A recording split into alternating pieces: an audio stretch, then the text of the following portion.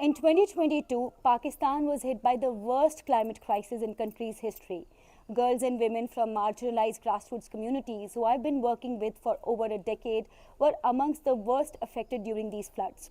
I spent over 6 months on ground in flood-affected areas, providing contraceptives, menstrual kits, safety and pregnancy kits, and negotiating with the local government to prioritize reproductive and family planning needs of girls and women.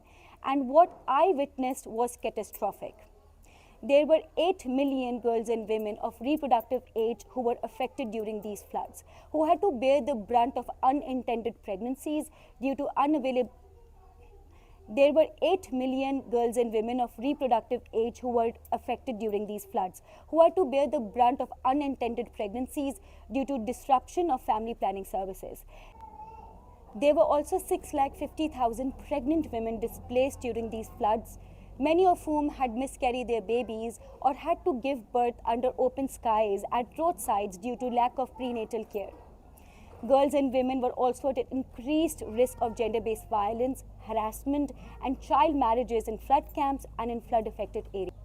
The contraceptive prevalence rate of Pakistan has been stagnant at 35% since 2008, and the recent floods have exacerbated the challenges girls and women face in accessing family planning and reproductive health services. Given Pakistan's climate crisis vulnerability, we are expected to see a lot more severe climate emergencies in future, which means that women's access to reproductive health and family planning will continue to be compromised until and unless our climate policies become gender inclusive. Family planning space has been dominated and dictated by men in Pakistan for decades, and the voices of young girls and women, especially from marginalized communities, have always been missing. To address these gaps, I felt that what I was doing on ground was not enough.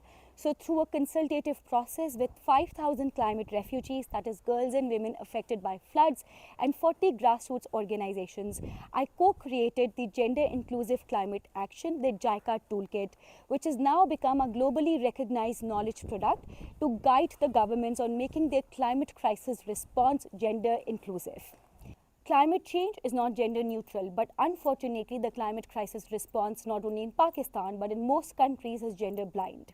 And as this world, especially countries in the global south, see an increasing frequency of climate emergencies, it is urgent and important that we prioritize the resilience and integration of health and disaster systems to ensure the uninterrupted delivery of family planning and reproductive health services during climate emergencies. And that at ICFP 25, we collectively demand that not only girls and women get a seat at the table, but women and girls from marginalized communities lead the dialogues and discussions at decision-making tables, and that these tables are free from mansplaining.